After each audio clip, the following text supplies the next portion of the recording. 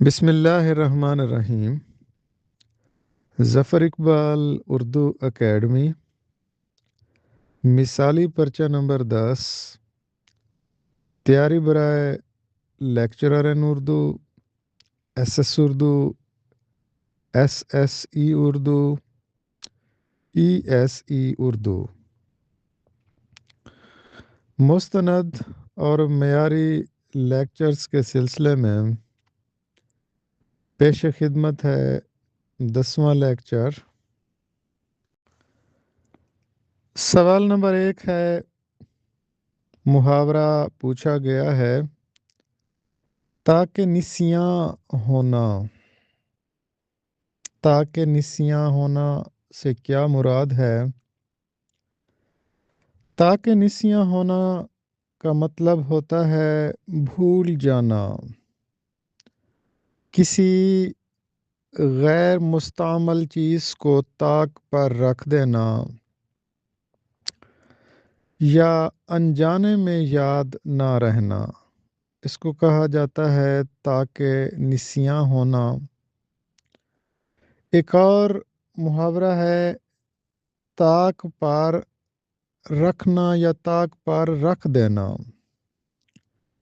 تو تاکہ نسیاں پر رکھنا یا تاکہ نسیاں ہونا، طاق پر رکھنا یا طاق پر ہونا، ان دونوں میں تھوڑا سا فرق ہے۔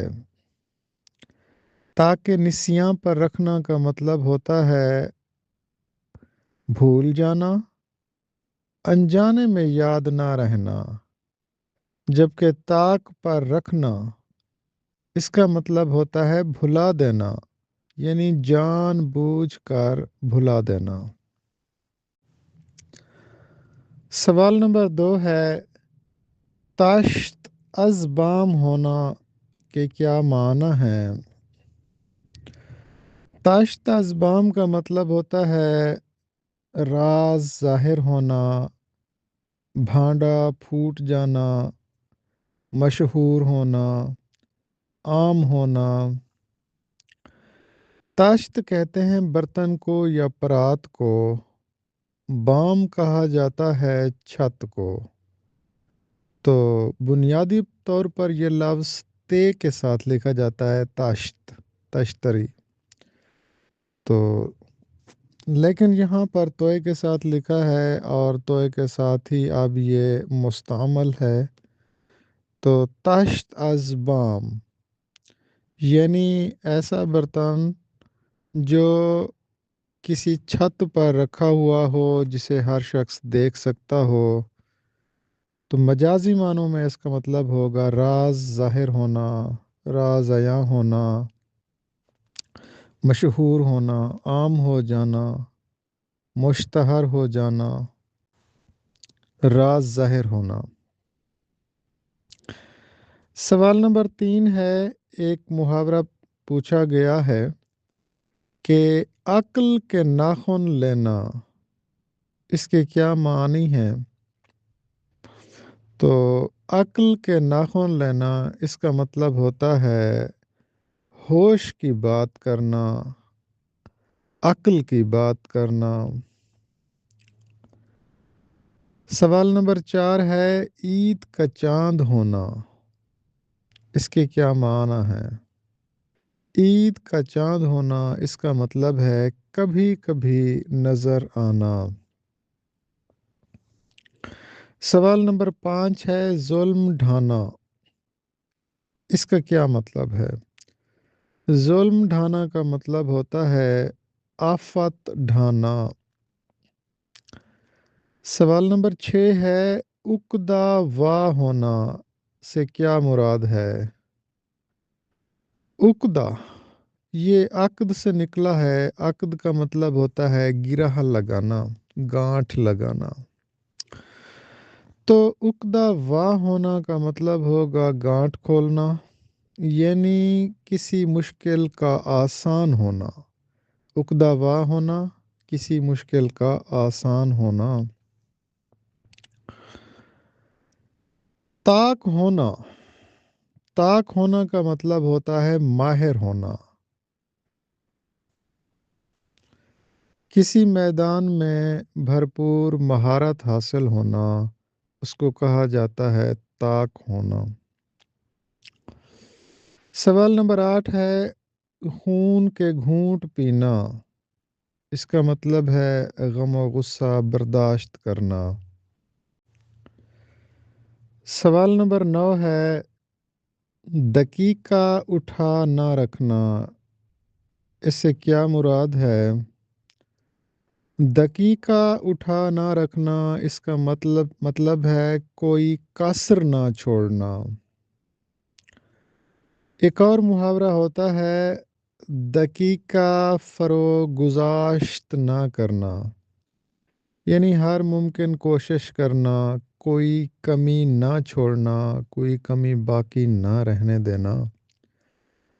دقیقہ بنیادی طور پر کسی راز کی بات کو کہا جاتا ہے، یا یہ ایک وقت کی اکائی بھی ہے۔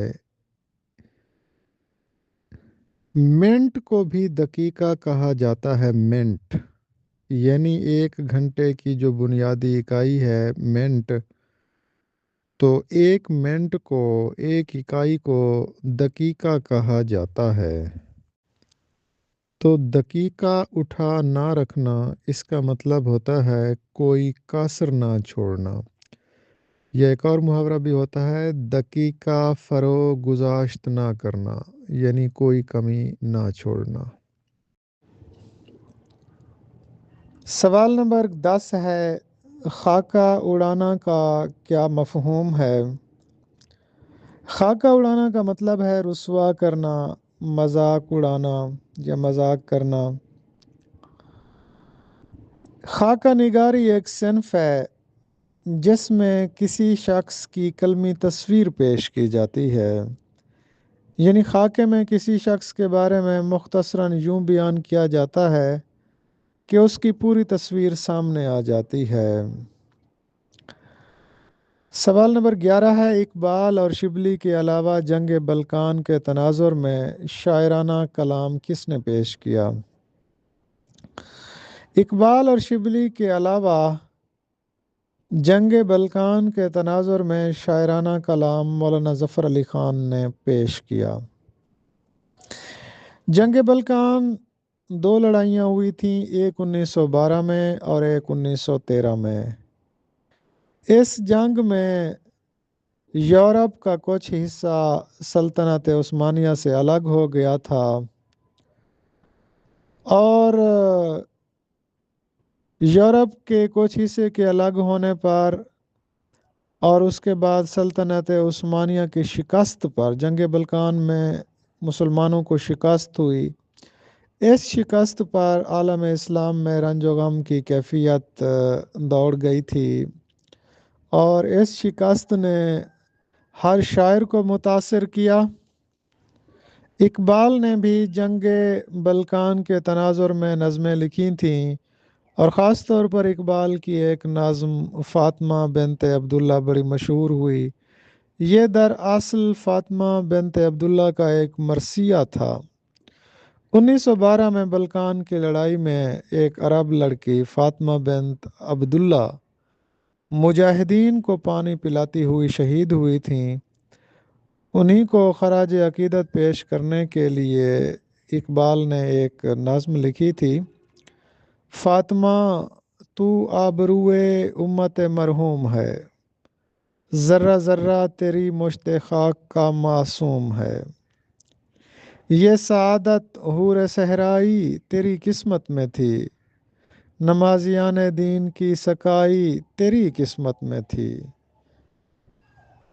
دراصل اقبال ترکوں سے محبت رکھتے تھے، اور انہیں ترکوں کی بہادری، جفاکشی اور جواں مردی پسند تھی۔ ان کی ایک مشہور نظم ہے محاصرہ ایدرانہ، جس میں انہوں نے ترکوں کی اصول پرستی کی تعریف کی ہے۔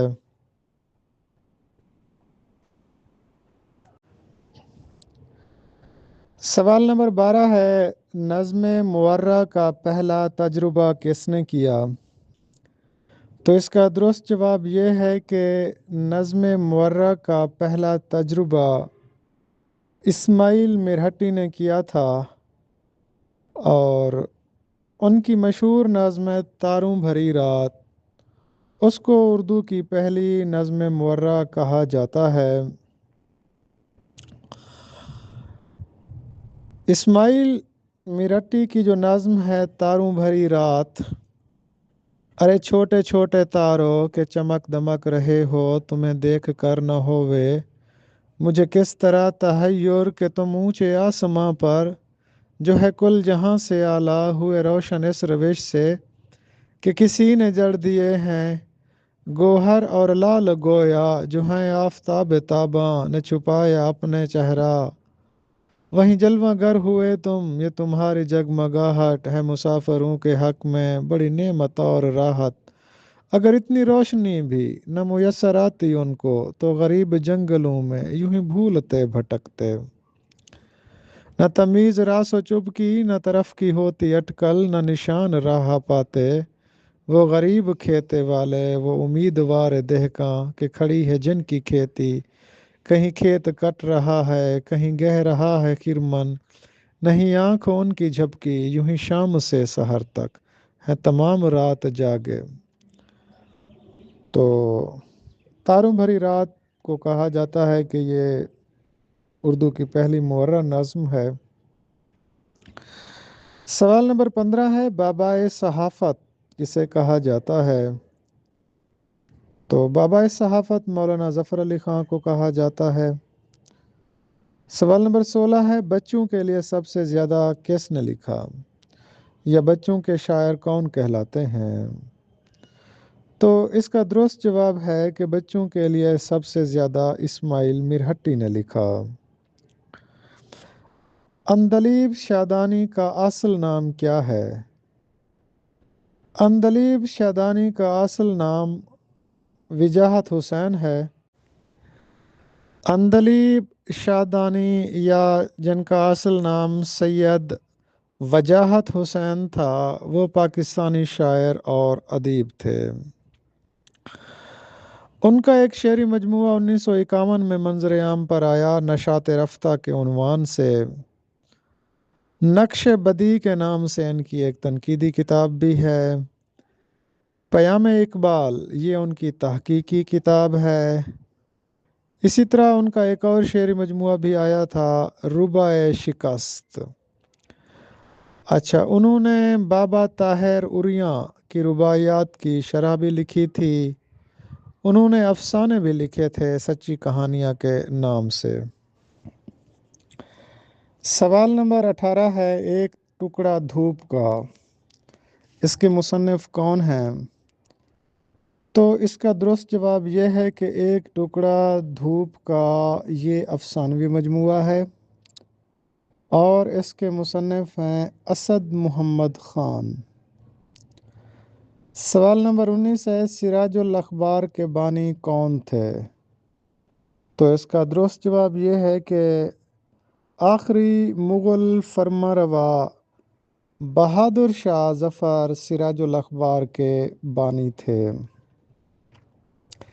سوال نمبر 20 ہے، گدڑی کا لال یہ صنف کے لحاظ سے کیا ہے اور کس کی تخلیق ہے؟ تو اس کا درست جواب یہ ہے کہ گدڑی کا لال یہ صنف کے لحاظ سے خاکہ ہے، اور یہ خاکہ مولوی عبدالحق نے لکھا ہے۔ مولوی عبدالحق کا تحریر کردہ یہ خاکہ ان کی مشہور کتاب چند ہم عصر میں ہے۔ یہ شخصی خاکوں کی بہترین کتاب ہے، جس کے مصنف بابائے اردو مولوی عبدالحق ہیں۔ یہ 1935 میں شائع ہوئی تھی، اور اس میں 24 شخصیات کے خاکے ہیں۔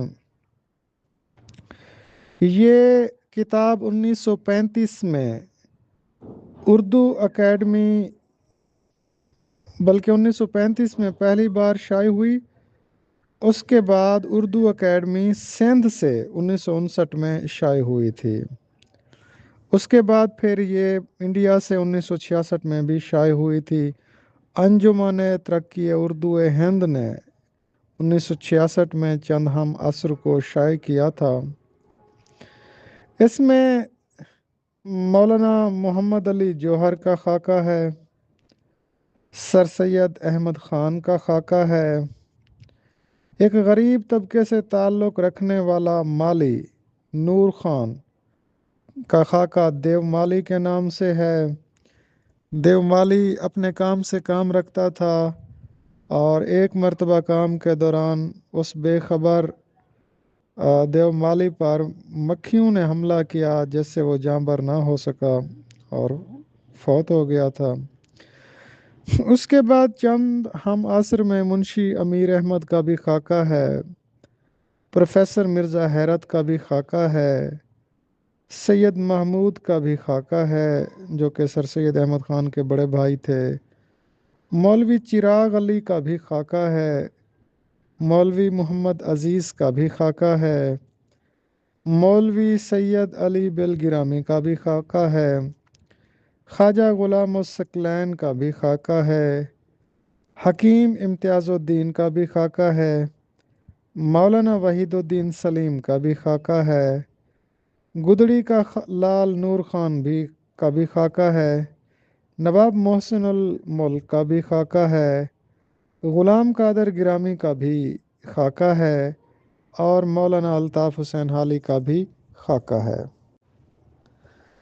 سوال نمبر 21 ہے، ڈی کنسٹرکشن تھیوری یعنی رد تشکیل اور معنی کے التوا کا نظریہ کس نے پیش کیا؟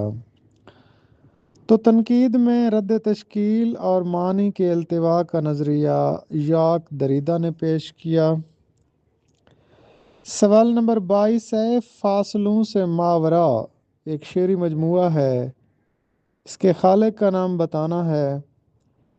تو فاصلوں سے ماورا شعری مجموعہ کی خالق فاطمہ حسن ہے۔ کلیجہ دھک سے رہ جانا، اس کے کیا معنی ہیں؟ کلیجہ دھک سے رہ جانا اس کا مطلب ہے اچانک خوف محسوس کرنا۔ سوال نمبر 24 ہے، تنقیدی کتاب مباحث کے مصنف کون ہیں؟ تو اس کا درست جواب یہ ہے کہ تنقیدی کتاب مباحث کے مصنف ڈاکٹر سید عبداللہ ہیں۔ سوال نمبر 25 ہے، سوریلزم سے کیا مراد ہے؟ تو اس کا درست جواب یہ ہے کہ سوریلزم ایک ادبی تحریک کا نام ہے جو 20ویں صدی کے آغاز میں منظر عام پر آئی تھی۔ سوریلزم کا مطلب ہے تحت و شعور میں ڈوب کر فن تخلیق کرنا۔ سوال نمبر 26 ہے، دانتوں پر پسینہ آنا اس کا کیا مطلب ہے؟ دانتوں پر پسینہ آنا اس کا مطلب ہوتا ہے عاجز آ جانا۔ سوال نمبر 27 ہے، چراغ تلے کا انتصاب مشتاق احمد یوسفی نے کس کے نام کیا ہے؟ تو چراغ تلے مشتاق احمد یوسفی کے مضامین کا پہلا مجموعہ ہے اور مشتاق احمد یوسفی نے چراغ تلے کا انتصاب اپنے والد محترم عبد الکریم خان کے نام کیا ہے۔ سوال نمبر 28 ہے، تلامذۂ غالب کے مصنف کون ہیں؟ تلامذہ کہا جاتا ہے، شاگرد کو کہا جاتا ہے اور تلامذۂ غالب میں غالب کے 146 شاگردوں کے حالات زندگی شامل ہیں اور ان میں سے کچھ شاگردوں کی تصویریں بھی ساتھ شامل ہیں۔ سوال نمبر 29 ہے، مہابھارت یہ ایک طویل ترین نظم ہے، اس میں کل کتنے الفاظ ہیں؟ تو اس کا درست جواب یہ ہے کہ مہابھارت جو کہ طویل ترین نظم ہے، اس میں 1,10,000 الفاظ ہیں۔ سوال نمبر 30 ہے، متخیلہ کا نظریہ کس نے پیش کیا یا ادب میں تخیل کو سب سے پہلے متعارف کس نے کرایا؟ تو قوت تخیلہ یا قوت متخیلہ یا قوت تخیل یا امیجنیشن کا جو تصور ہے وہ سب سے پہلے سموئیل ٹیلر کولرج نے پیش کیا تھا۔ اس کے بعد پھر مولانا الطاف حسین حالی نے بھی تخیل کا ایک نظریہ پیش کیا تھا۔ سوال نمبر 31 ہے، اردو کا پہلا اخبار کون سا ہے؟ تو اس کا درست جواب یہ ہے کہ اردو کا پہلا اخبار جامع جہاں نما ہے، جو 27 مارچ 1822 کو کلکتے سے ہری ہردت نے جاری کیا تھا، لیکن ابتدا میں یہ فارسی میں شائع ہوا تھا، لیکن چند ہفتوں کے بعد ہی ناشرین نے محسوس کیا کہ اردو اخبار کی مانگ بہت کم ہے، اس لیے اسے فارسی میں شائع کرنا شروع کر دیا۔ 1 سال کے بعد فارسی کے ساتھ ساتھ اس کا ضمیمہ اردو میں بھی شائع ہونے لگا۔ یہ اخبار 7 روزہ تھا اور اس کی قیمت 2 روپے تھی۔ زیادہ تر خبریں مقامی نمائندگان کی ہوتیں یا انگریزی اخبارات سے ترجمہ کر کے دی جاتی تھیں۔ ریاستوں کے حالات خبرناموں سے اخذ کیے جاتے تھے۔ عام طور پر جو یورپی قارئین تھے وہ اس اخبار کو اردو زبان میں مہارت حاصل کرنے کے لیے پڑھتے تھے۔ اخبار کی زبان سادہ اور انداز بیان سلجھا ہوا تھا۔ پھر آخر کار یہ اخبار 23 جنوری 1828 کو بند ہو گیا۔ سوال نمبر 32 ہے، بازیافت کس ادارے سے نکلنے والا ایک تحقیقی مجلہ ہے؟ تو اس کا درست جواب یہ ہے کہ یہ اورینٹل کالج پنجاب یونیورسٹی کا تحقیقی مجلہ ہے۔ سوال نمبر 33 ہے، پرولتاری ادب سے کیا مراد ہے؟ محنت کش طبقے کا نمائندہ ادب پرولتاری ادب کہلاتا ہے۔ مفقود النظر کے کیا معنی ہیں؟ مفقود النظر کا مطلب ہوتا ہے نظر کے سامنے نہ ہونا، نظروں سے غائب ہونا، نظروں سے دور ہونا۔ سوال نمبر 35 ہے، گیتی نورد کا مفہوم کیا ہے؟ گیتی نورد ترکیب کا مطلب ہے دنیا پھرنے والا، زمین کا غاز بننے والا۔ گیتی سنسکرت زبان کا لفظ ہے جس کا مطلب ہوتا ہے دنیا، زندگی، کائنات۔ تو نورد کا مطلب ہوتا ہے گھومنے والا، پھرنے والا۔ گیتی نورد کا مطلب ہوتا ہے دنیا پھرنے والا۔ سوال نمبر 36 ہے، مرزا غالب کا دور حیات کیا ہے؟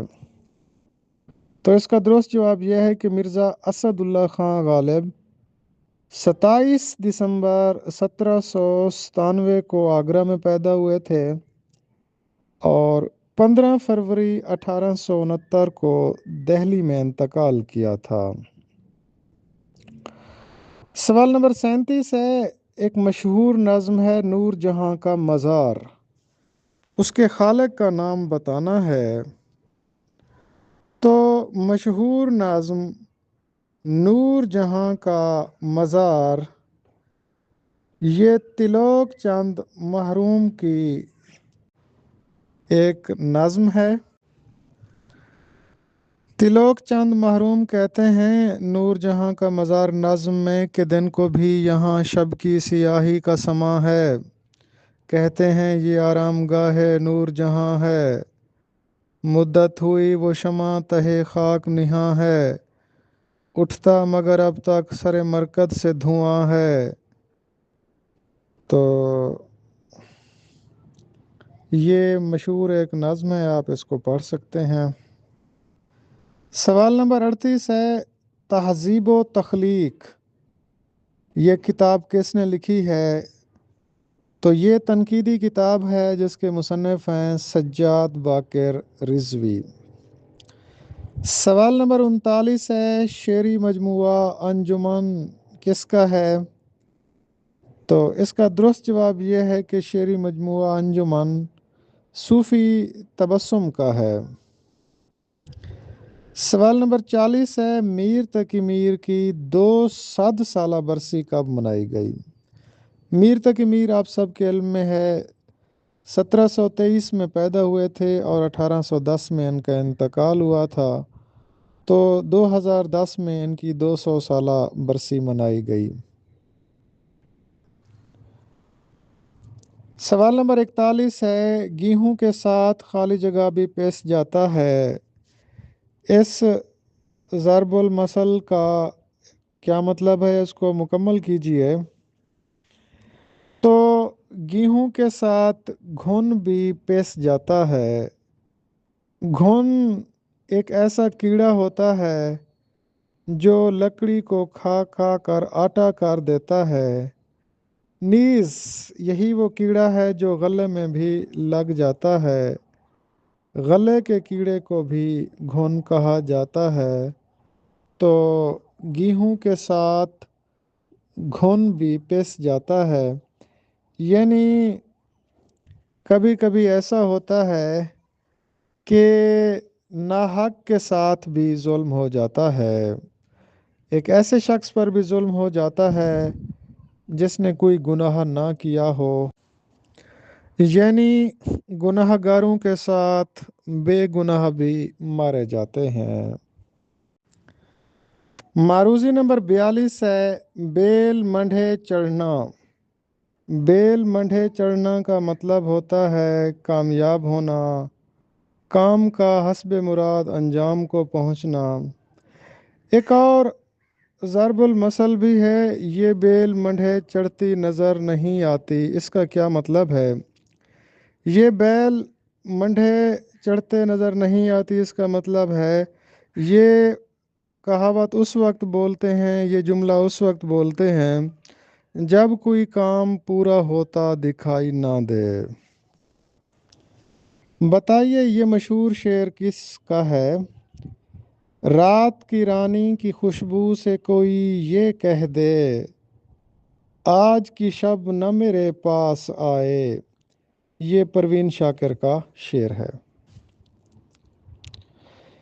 سوال نمبر 44 ہے، انڈین ڈرامے کا شیکسپیئر کس ادیب کو کہا جاتا ہے؟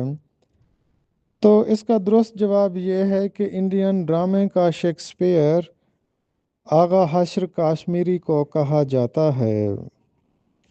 سوال نمبر 45 ہے، ایک شعر دیا گیا ہے، اس کے خالق کا نام بتانا ہے اور اس شعر کا پس منظر بھی بتانا ہے۔ شعر ہے کہ ہو بہو کھینچے گا لیکن عشق کی تصویر کون، اٹھ گیا ناوک فگن مارے گا دل پر تیر کون۔ تو یہ شعر ڈاکٹر علامہ محمد اقبال کا ہے، اور یہ شعر انہوں نے اپنے استاد مرزا داغ دہلوی کے لیے لکھا ہے۔ مرزا داغ دہلوی کی وفات پر ایک مرثیہ داغ کے عنوان سے ڈاکٹر علامہ محمد اقبال نے لکھا تھا، جو کہ ان کے شعری مجموعے بانگ درا میں موجود ہے۔ مرثیہ داغ کا آغاز کچھ یوں ہوتا ہے، عظمت غالب ہے ایک مدت سے پیوند زمیں، مہدی مجروح ہے شہر خموشاں کا مکیں، توڑ ڈالی موت نے غربت میں مینائے امیر، چشم محفل میں ہے اب تک کیف صہبائے امیر، آج لیکن ہم نوا سارا چمن ماتم میں ہے، شمع روشن بجھ گئی بزم سخن ماتم میں ہے، بلبل دلی نے باندھا اس چمن میں آشیاں، ہم نوا ہیں سب انادل باغ ہستی کے جہاں، چل بسا داغ میت اس کی زیب دوش ہے، آخری شاعر جہان آباد کا خاموش ہے۔ سوال نمبر 46 ہے، مشہور تحقیقی مجلہ اور ادبی رسالہ دریافت کس یونیورسٹی سے نکلتا ہے؟ تو اس کا درست جواب یہ ہے، نمل یونیورسٹی سے شائع ہوتا ہے۔ ایک شعر دیا گیا ہے، اس شعر کے خالق کا نام اور شعر کی صنف بتانی ہے۔ شعر ہے کہ الہی برق غیرت کی تڑپ مجھ کو عطا کر دے، مجھ آتش زیر پا کو ساتھ ہی آتش نوا کر دے۔ یہ مولانا ظفر علی خان کا شعر ہے جو کہ مناجات کا شعر ہے۔ گواہی دے رہی ہے اس کی یکتائی پہ ذات اس کی، دو ہی کے نقش سب جھوٹے ہیں، سچا ایک نام اس کا۔ اس شعر میں 2 مرتبہ صنعت تضاد ہے۔ اس میں یکتائی اور دوئی، جھوٹا اور سچا، یہ 2 لفظ ایسے ہیں کہ جس میں تضاد کا علاقہ ہے۔ سوال نمبر 49 ہے، شاعر جو خیالی تصویر بناتا ہے اس کو کیا کہتے ہیں؟ شاعر جو خیالی تصویر بناتا ہے اس کو محاکات کہا جاتا ہے۔ سوال نمبر 50 ہے، فاطمہ بنت عبداللہ کس کی نظم ہے؟ فاطمہ بنت عبداللہ ڈاکٹر علامہ محمد اقبال کی نظم ہے۔